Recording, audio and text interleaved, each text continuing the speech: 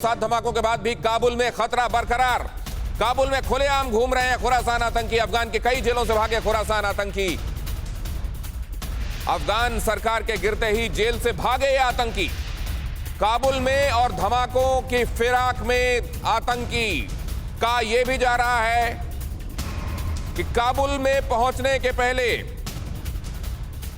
पुले चरखी से, वहां की जेल से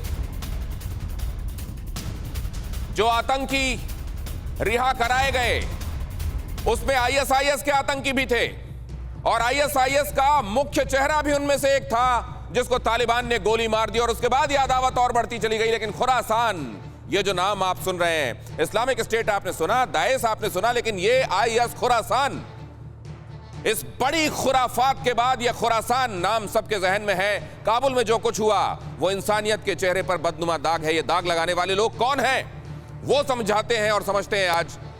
यहां देखिए, the Islamic state of Khorasan. Actually ये इस्लामिक स्टेट के मुखिया Baghdadi Abu Bakr al Baghdadi के दिमाग की उपज थी और उसको बाद में Khorasan, the place of rising sun, फारसी में इसका मतलब होता है उगते हुए सूर्य की जगह। अल बगदादी ने एक नक्शा बनाया जिसमें अफगानिस्तान को, पाकिस्तान को, चाइना को, रूस का हिस्सा, इधर तुर्कमेनिस्तान, उज्बेकिस्तान, कजाकिस्तान, किर्गिस्तान, इसको मिलाते हुए और नीचे की तरफ आप आए तो हिंदुस्तान के कई प्रोविंस, जिसमें जम्मू कश्मीर शामिल है, जिसमें पंजाब शामिल है, जिसमें हरियाणा शामिल है, राजस्थान शामिल है, उसको लेते हुए उन्होंने गोला खींचा धरती के ऊपर और कहा कि यहां तो इस्लामिक स्टेट बनेगा। और तब से यह खुरासान, आईएस खुरासान, ये वजूद में आया। यहां पर अगर आप देखें, ये है वो जगह, ये मिडिल एशियन कंट्रीज जो मैं आपको बता रहा था। उज्बेकिस्तान ऊपर देखिए आप, अफगानिस्तान के ऊपर, इधर Turkmenistan, Uzbekistan, Kazakhstan, Kyrgyzstan, Iran को भी इधर शामिल किए जाने की उसमें बात है। और अफगानिस्तान का ये एक प्रोविंस है खुरासान। अब जो पहले का खुरासान था उसको कई और हिस्सों में बांटा गया, लेकिन ये आईएस खुरासान, इसका हेडक्वार्टर है नंगरहार में। कुनार में भी इसके आतंकी बड़ी तादाद में, उनकी तादाद 5000 के आसपास बताई जाती है। खुरासान के जन्म की कहानी आपको बताता हूं। पूरा नाम ISKP, Islamic state of Khorasan province, उस जगह के नाम पर इसका नामकरण किया गया। लेकिन जगह को बदनाम करते हुए इन्होंने जो हरकत अंजाम दी है वो आपके सामने है। वजह क्या है इसके जन्म की? वजह है पाकिस्तान। ISIS जब धीरे धीरे डिक्लाइन कर रहा था, IS खुरासान, तब इसका उदय हो रहा था और पाकिस्तान इसके जन्म की वजह है। 2014 में इसका जन्म हुआ।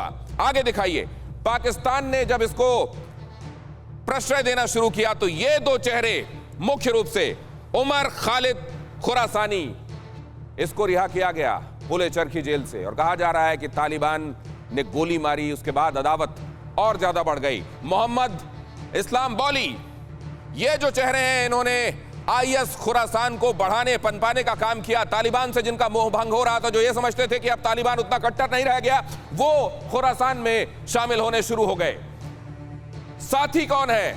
लश्कर जांगवी इसका साथी है, लश्कर इस्लाम इसका साथी है, उज्बेकिस्तान के इस्लामिक मूवमेंट के लोग इसके साथ हैं, चीन के उइगर मुसलमान इसके साथ हैं, अफगान तालिबान के बागी इसके साथ हैं। चीन के लिए खतरे की बहुत बड़ी घंटी है खुरासान। खुरासान खतरे का नया नाम। हम क्यों कह रहे हैं ऐसा?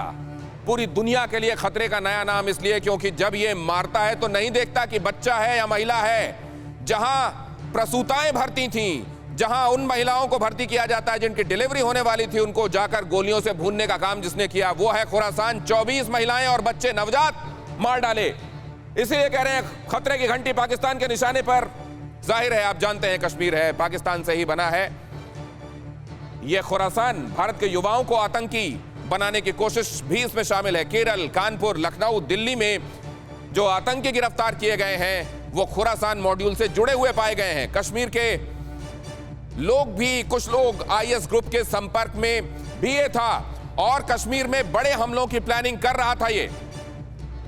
अब सवाल यह है कि अगर हिंदुस्तान भी इसके निशाने पर है, यहां पकड़े गए कई आतंकी, ये पाया गया कि उनका संबंध खुरासान से है, तो एक्चुअली ये कितनी बड़ी खुराफात चल रही है खुरासान के नाम पर दुनिया में। और क्या इससे दुनिया आगाह है। सबसे पहले वैद्य साहब के पास जाना चाहूंगा। कश्मीर को लेकर इस समय परसेप्शन में ही थ्रेट अलर्ट काफी ज्यादा है, उनसे मैं समझता हूं। वैद्य साहब, ये नया डेवलपमेंट कश्मीर को लेकर क्या सोचते हैं आप?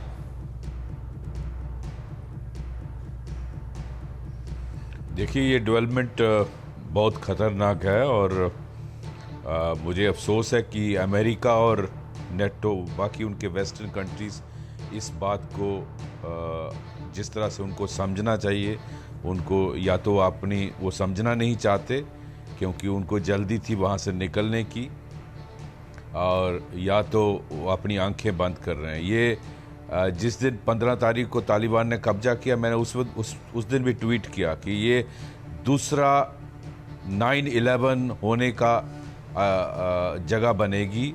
ये मेरी बात नोट रखें। तालिबान, चाहे अमेरिका डिस्टिंग्विश करता है कि good terrorist and bad terrorist, लेकिन ऐसा कुछ नहीं है। इनका सबका जन्मदाता पाकिस्तान है।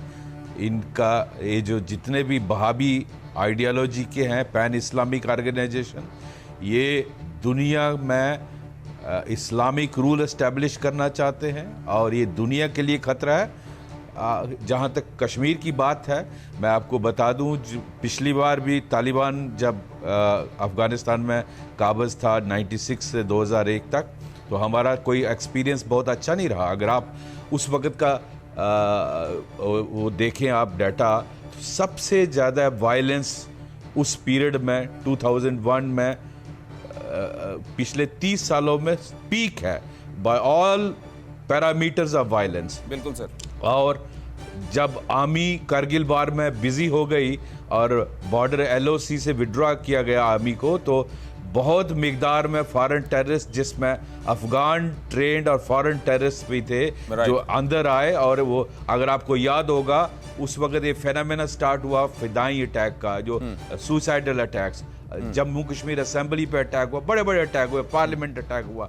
ये सारा हमारा तजुर्बा, एक्सपीरियंस, करदार हुआ जो सबसे बड़ा। आप देखिए क्यों, अगर तालिबान, आपने कहा 9/11 के लिए, 9/11 जैसे और हमलों के लिए यहाँ से रास्ता बनना शुरू हो गया। मैं एक बात ये जानना चाहता हूँ कि अमेरिका ने ऐसा क्यों किया? अमेरिका को क्या एक फटीग आने लगी थी? वॉर अगेंस्ट टेरर उसने शुरू किया, क्या उसको ये लगने लगा कि बाकी जगहों से भी जैसा उसको सहारा मिलना चाहिए, खुद उस जगह से जहां पर ये लड़ाई वो लड़ रहा है, क्या वहां के लोग सुस्त पड़ गए हैं और वो कहीं इंडिफरेंट हो गए हैं और इस वजह से उसमें एक फटीग सा भाव आया क्या, और इस वजह से ये हुआ है? मैं आपसे समझूंगा सर जब वापस लौटूंगा, लेकिन फिलहाल आलोक बंसल जी के पास जाना चाहता हूं ये समझने के लिए कि आलोक बंसल साहब, ये जो खुरासान को लेकर अब ये नई चुनौती इंसानियत के आगे है, इसमें क्या देखते हैं आप? कहां थ्रेट देखते हैं और किस शिद्दत का थ्रेट देखते हैं आप? देखिए, पहली चीज तो हमें समझना चाहिए कि खुरासान का महत्व क्या है। हमें यह समझना चाहिए कि कुछ इस्लामिक हदीस के अनुसार खुरासान वो जगह है जहां पे कि कयामत से पहले की जंग हो, और इस बात पर अलकायदा का विश्वास है। और इसी कारण अलकायदा का जो नेतृत्व है वो अरब प्रायद्वीप से हटकर यहाँ अफगानिस्तान और पाकिस्तान में पड़ा हुआ है। क्योंकि आप समझ लीजिए कि ना ओसामा बिन लादेन ना अयमन अल जवाहिरी इस इलाके के हैं। वो यहाँ पे सिर्फ इसलिए आए क्योंकि उनको लगता है कि खुरासान में कयामत से पहले की जंग हो। और इसी कारण जैसे ही इस्लामिक स्टेट या दैश, अबू बकर अल बगदादी का कब्जा मोसुल में हुआ, और उसके बाद यहाँ से 6 तहरीके तालिबान पाकिस्तान के कमांडर्स ने जो अपनी बैत थी वो अल कायदा से हटाकर ओथ ऑफ एलिजियंस जो है वो दैश को दी, और उसके तुरंत बाद ये खुरासान चैप्टर जो है इस्लामिक स्टेट का एस्टैब्लिश हो गया। और उसके बाद से दोनों इस्लामिक स्टेट और अल कायदा के बीच में एक ये प्रतिद्वंदिता रही है कि कौन वैश्विक जिहाद का नेतृत्व करता है। दोनों का उद्देश्य एक है, वैश्विक इस्लामिक अमीरात की स्थापना दोनों का उद्देश्य है, लेकिन दोनों का एक दूसरे के प्रति ये मानना है कि दूसरा जो है कार्य जो है सही तरीके से नहीं करता। इस्लामिक स्टेट के जो तरीके हैं वो और भी ज्यादा विभीषक हैं और भी ज्यादा जो है पाशविक हैं, जिसे कह सकते हैं। जिस तरीके से आपने कहा कि प्रेग्नेंट लेडीज को मारना, बच्चों पे हमला करना, और ये हमने मोसुल और इराक में भी देखा था, सीरिया में भी देखा था, और कल जो हमला हुआ उसमें हमने इस बात को काबुल के अंदर भी देखा है। सर, क्या अमेरिका ने उस थ्रेट को पहचानते हुए जो उसने नंगरहार में जब बॉम्ब ड्रॉप किया क्या उतना काफी था, या उसने एक्चुअली मधुमक्खी के छत्ते को और छेड़कर छोड़ दिया और उसको कंक्लूजन तक जहां ले जाना चाहिए था वो नहीं किया? ये मैं आपसे समझूंगा, लेकिन मैं शीलकांत शर्मा साहब के पास जाना चाहता हूं। शीलकांत शर्मा साहब, डिप्लोमेसी और जियो पॉलिटिकल इंटरेस्ट्स, इसमें बहुत सारी चीजें इस एनवलप में कई बार ऐसी ढकी होती हैं कि समझ में नहीं आता कि ये इनके मायने क्या हैं। मतलब जहां 2 गुणे 2 बराबर 4 होना चाहिए, वहां आप जैसे लोग ही बता सकते हैं कि एक्चुअली 4 हो रहा है या इसके मायने क्या निकल रहे हैं। जरा समझाइए, दुनिया अगर सीधी सीधी थ्रेट समझ रही है तो क्या उसका हल वैसा निकल रहा है जो होना चाहिए? देखिए, मेरे ख्याल में तो ये है कि ये जो खुरासान पे सारा जो बढ़ाया जा रहा है, उसको ब्लेम किया जा रहा है, वो हो सकता है वो कर रहा हो, लेकिन इसमें तालिबान को इससे पूरी तरह मुक्त करना सही नहीं है। क्योंकि जिस अफगानिस्तान में गवर्नमेंट फोर्सेस को हरा के शहर दर शहर ये बढ़ते गए, हर जगह पहुंचे हैं अचानक, और काबुल को पूरा कंट्रोल किया हुआ है, कहते हैं काबुल में कंट्रोल है, लोग भाग रहे हैं। ऐसे में खुरासान अचानक आ गए और उन्होंने हमला किया और ये लोग देखते रहे, ये तो विश्वास की बात नहीं है ना। दूसरा, आपने बताया कि वो जो मसूद अजहर था उसको आईएसआई ने फिर से छेड़ा है, तो वो मुल्ला बरादर जो है वो तो पाकिस्तान में रहता था, 8 साल रहा, तो मसूद अजहर भी पाकिस्तान में था, ये दोनों तो मिलते रहे होंगे। तो ये मेरे नजर में ये सब पाकिस्तान का किया कराया है, और वो इस्लामिक जिहाद इंटरनेशनल 98-99 में वहां पाकिस्तान में था, जिसमें सारे ये जितने पूरे लोग थे ये इकट्ठे हो रहे थे। फिर खुरासान का जो वजूद आया वो ऐसा आया कि तालिबान से फोकस हटके खुरासान चला गया सब। क्यों? क्योंकि अमेरिकन तालिबान से बातचीत करने के उसमें थे, यही पाकिस्तान ने सिखाया कि बातचीत कर लो। ये पाकिस्तानी 9/11 के समय भी कह रहे थे तालिबान से बात करो। जब वहां हमला हो गया, तब WTC का अटैक हो गया था, तब पाकिस्तानी कह रहे थे तालिबान से बात करो। तो ये इनका पुराना रेफरेन है, और ये बदकिस्मती है कि अमेरिकन ने जो बात 2001 में नहीं मानी उसको अक्षरशः आज मान रहे हैं। जो पहले नहीं माना वो आज मान रहे हैं। शीलकांत सर, जो आप बोल रहे हैं ना, बहुत इंपॉर्टेंट है। फिक्र आपकी, सोमवार से शुक्रवार रात 9 बजे सिर्फ TV9 भारतवर्ष पर।